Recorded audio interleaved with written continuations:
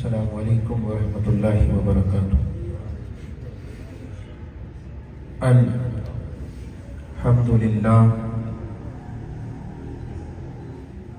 अल्हम्दुलिल्लाहिल्लज़ी ला यंसा मन ज़करा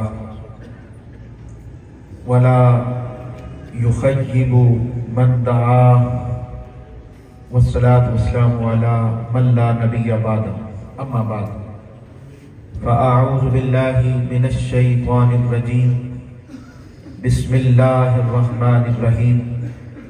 वक़दा रब्बुका अल्ला ताबुदू इल्ला इय्याहु व बिल वालिदैनि इहसाना। सदक़ल्लाहुल अज़ीम। अल्लाह पाक के लिए सारी तारीफ़ें हैं। अल्लाह के महबूब के लिए दरूद और सलाम है। उस रब की तारीफ है जो रब है। दरूद और सलाम उस महबूब पर जो रब का सब है।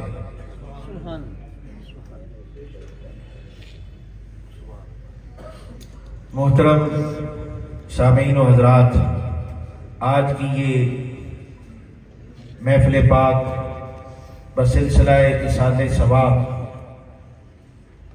मेरे बड़े ही प्यारे मोहतरम भाई अलहाज कारी शाहद महमूद कादरी साहब, उनकी वालिदा मोहतरमा को इसाले सवाब करने के लिए जमा हुए हैं।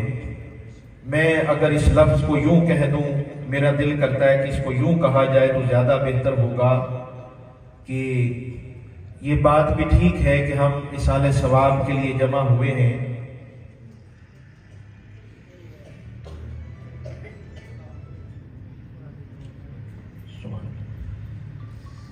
कारी साहब की वालिदा मोहतरमा के इसाले सवाब के लिए हम जमा हुए हैं। तो इसाले सवाब का लफ्ज़ बोला जाता है। मेरा ये दिल कर रहा है कि अगर इसको यूं कहा जाए तो ज़्यादा बेहतर होगा कि हम खिराज तहसीन के लिए पेश हुए। अगर आपको समझ आई है तो आप कह सकते हैं सुभान अल्लाह, मोहब्बत से कहते हैं सुभान अल्लाह। खिराज अकीदत के लिए, खिराज तहसीन पेश करने के लिए हम जमा हुए हैं। और आज की इस पुरवकार और खूबसूरत महफिल पाक में सूफी बासफा मर्द कलंदर पीर तरीकत सूफी मोहम्मद अमीन कादरी अल मारूफ दरवेश खुदा मस्त, आप इसकी सदारत फरमा रहे हैं। और तमाम भाई यहाँ बड़े बड़े नुकबा, इफ्तिखार रिजवी भाई, शकील भाई, दीगर सना खान यहाँ मौजूद हैं। तो मुझे जो हुक्म मिला है उसके मुताबिक ये बात करनी है माँ की शान के हवाले से। रिजवी भाई भी माँ की शान पर बड़ी खूबसूरत बात फरमा रहे थे। तो याद रखें कि रब की जो शान है, रब की जो शान है, उस शान के एक ऐलान का नाम मां है। मां का बड़ा मकाम और मर्तबा है। अल्लाह ताला ने कुरान मजीद में मां और बाप की अजमत को बयान करते हुए फरमाया, वक़दा रब्बुका अल्ला ताबुदू इल्ला इय्याहु व बिल वालिदैनि इहसाना। अच्छा, ये आयत बड़ी मशहूर है और ये मशहूर होना, अच्छे कामों में मशहूर होना भी अल्लाह की बड़ी नेमत होती है। ये हर कोई मशहूर नहीं होता, हर एक के लिए मशहूरी नहीं होती। ना हर एक मशहूर होता है, ना हर एक मंजूर होता है।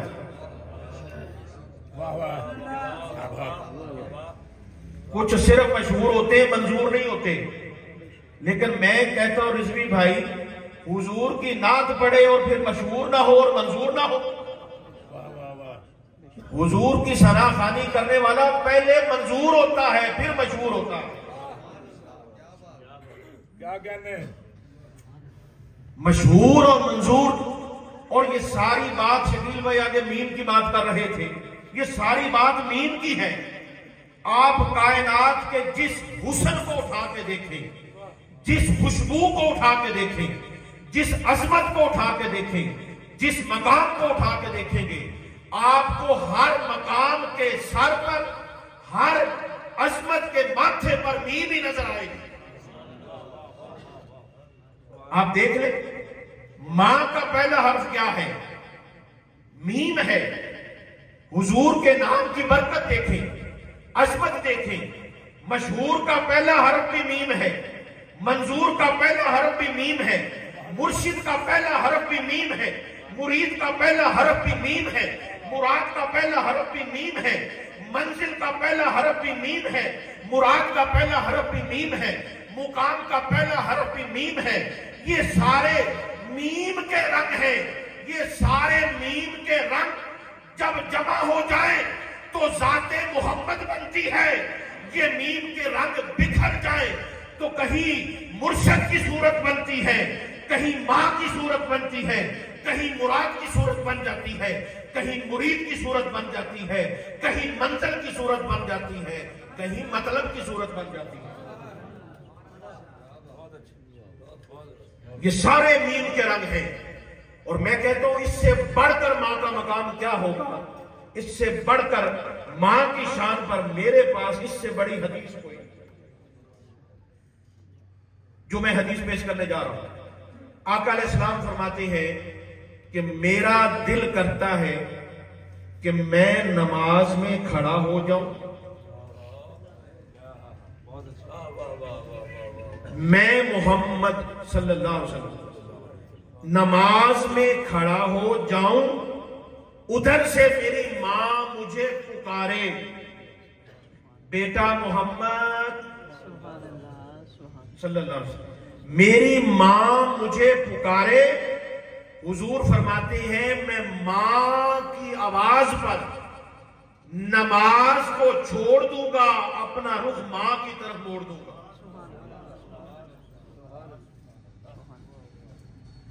बात बड़ी समझने वाली है। ये हुजूर ने अपनी नमाज का जिक्र क्यों फरमाया रिजवी भाई? क्या हुजूर ने वैसे मां की शान नहीं बताई? हमारे लिए तो हुजूर का फरमान ही काफी है। हुजूर का एक बार फरमान देना ही काफी है। ये मां का जिक्र बार बार क्यों है?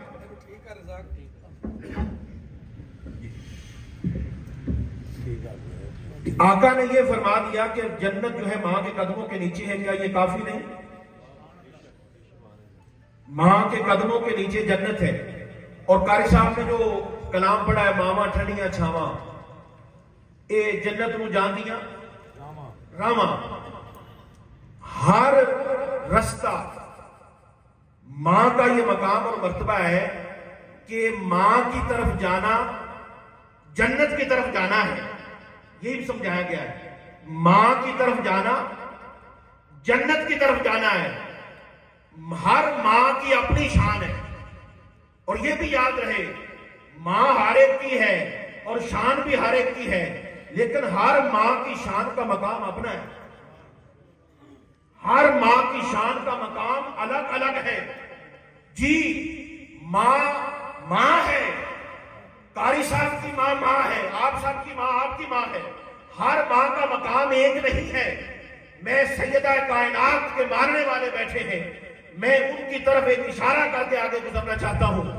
याद रखिए, हर रास्ता मां की तरफ जो जाता है वो जन्नत की तरफ जाता है, और खुद जन्नत का रास्ता जिधर जाता है उसे सैयदा कायनात कहते हैं।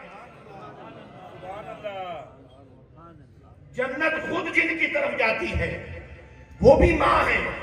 समझने वाली बात यह है जो मैं कर रहा था कि हुजूर ने जब फरमा दिया कि मां के कदमों के नीचे जन्नत है, जब ये फरमा दिया ये काफी नहीं। हुजूर ने ये फरमा दिया कि जिसने मां को राजी किया, मां बाप को राजी किया, उसने अल्लाह को राजी किया। ये काफी नहीं था। ये नमाज का जिक्र किस लिए किया कि मैं नमाज में खड़ा हो जाऊं और मेरी मां मुझे पुकारे और मैं नमाज को छोड़ दूं। ये राज क्या है भाई? ये राज ये है, हुजूर ने बताया है, आका ने ये बता दिया। हुजूर ने फरमा दिया, बेटा और इसमें दो बातें हैं इस हदीस पर। एक तो हुजूर ने अपना जाती नाम लिया, अपना सिफाती नाम नहीं लिया। ये बड़ी अहम बात है। हुजूर ने फरमाया मैं मोहम्मद, आप नबी भी हैं, अहमद भी हैं, सैकड़ों हजारों नाम है हुजूर के, अपना जाती नाम क्यों लिया? ये माओ से मोहब्बत करने वाले गौर से सुने। इसलिए हुजूर ने अपना जाती नाम लिया कि बेटा जिस मर्जी मकाम पे पहुंच जाए, बेटा जिस मर्जी मकाम पे पहुंच जाए, मां के लिए वो बेटा ही होता है। वो जिस मर्जी मकाम पे पहुंच जाए, इसलिए हुजूर ने अपना जाती नाम लिया। और दूसरी बात क्या थी? हुजूर ने बताया, अब देखें नमाज से भी जरूरी कोई काम है। फरमाया मैं नमाज में खड़ा हो जाऊं और मेरी मां मुझे पुकारे। अच्छा, यहां पे भी कुछ लोग कहते हैं, ये कारी साहब ने जब शुरू में मां की शान आपने पढ़ी तो कुछ लोगों ने कहा कि बाप की शान भी पढ़े। बाप की शान भी पढ़नी चाहिए। देखिए याद रखिएगा, इस हदीस में सिर्फ मां का जिक्र है।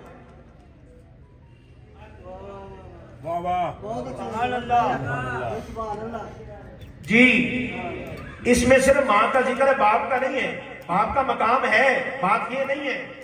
बात सिर्फ ये कर रहा हूं कि अगर सिर्फ मां की शान बयान की जाए और कोई ये कहे कि ये साथ में बाप की भी की जाए, याद रखिएगा मां और बाप का इकट्ठा जिक्र है। मां और बाप का इकट्ठा जिक्र भी मिलता है, अलग जिक्र भी मिलता है। जो हदीस पेश कर रहा हूं इसमें सिर्फ मां का जिक्र है, सिर्फ मां की शान का जिक्र है। हुजूर ने मां की शान बयान फरमाकर, नमाज का जिक्र फरमाकर ये बताया है कि कभी मां से ना कहना मुझे काम है, काम से कहा करो मुझे मां से कहा। अल्लाहू अकबर, क्या बात, क्या कहते हैं। ये बात थी कि जो हुजूर ने फरमाया कि नमाज में खड़ा हो जाऊं और मेरी मां मुझे पुकारे तो मैं नमाज छोड़ दूंगा। आज गौर करें, जो मां बाप से कहते मेरे पास टाइम नहीं है, मैं फलां जगह जा रहा हूं, फलां जगह जा रहा हूं, नहीं, मां बाप के लिए टाइम निकालें, मां बाप को वक्त दें। और ये कुरान का फैसला आज नोट कर लें।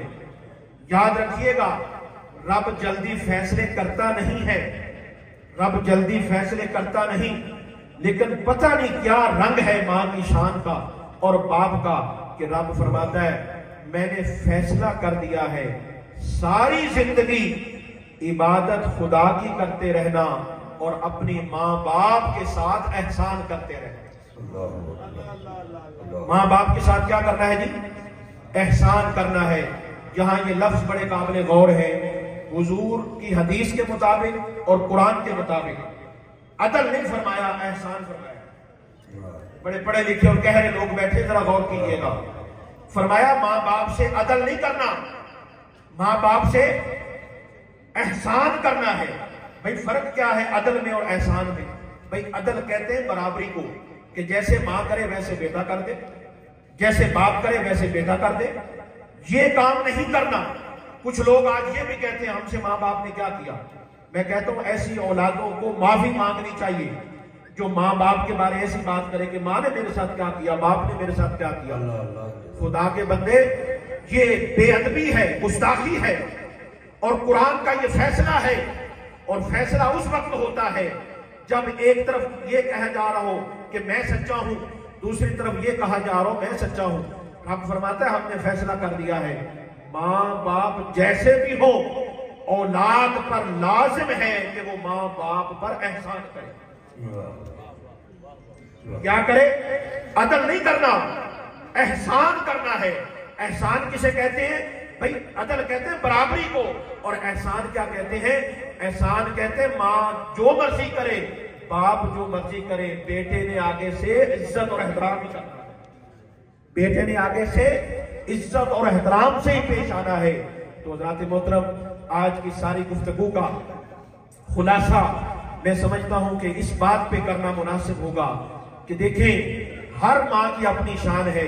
और मैं ये बात बिल्कुल कह देना चाहता हूं, याद रखिएगा, हम जो इकट्ठे हुए हैं बख्शिश की दुआ करने के लिए, और हम ये कहते हैं कि कोई कहता है कि मां का सदका है, कोई कहता है बाप का सदका है, कोई कहता है पीर साहब का सदका है, कोई किसी का सदका, कोई किसी का सदका। और जिसको जिसके सदके मिला हो उसे कहना भी चाहिए कि किसका सदका। मुझे इसका सदका मिला है। बिल्कुल ये कहना भी चाहिए कि मुझे जिसके सदके जिसको मिला हो, कहना चाहिए, मगर ये भी याद रहे कायनात में जिसको भी सदका मिला है हुजूर के सदके, हुजूर के सदके से मिला है। और कारी साहब की वालिदा मोहतरमा की बख्शिश के लिए मैं समझता हूं ये काफी है, ये काफी है कि जब वो कब्र में गई तो आका अलैहिस्सलाम के बारे में जब पूछा गया कि हुजूर के बारे में आप क्या फरमाती हैं, तो यकीनन अम्मा जी ने कहा होगा मेरे बेटे ने जो हुजूर की तसनीफ और सना, हुजूर की तौसीफ और सना की है, मेरा बेटा इस बात का गवाह है, जो मेरी तरबियत थी वो मेरे बेटे में नजर आती है, जो मेरी तरबियत थी वो मेरे बेटे में नजर आती है। और बख्शिश के लिए तो दो गवाह ही बड़े होते हैं, बख्शिश के लिए तो दो गवाह ही बहुत होते हैं, दो गवाह ही बहुत होते हैं। इसलिए ये हम हकीकत में तो अपना सामान इकट्ठा करने के लिए आए हैं। मैं दुआ करता हूं कि अल्लाह ताला कारी साहब की वालिदा मोहतरमा को जन्नतुल फिरदौस में मुकाम अता फरमाए। हम सब कारी साहब के इस दुख में शरीक हैं, हम सब उनके लिए दुआ गो हैं। अल्लाह ताला इस महफिल पाक को अपनी बारगाह में कबूल फरमाए। आमीन। वमा अलैना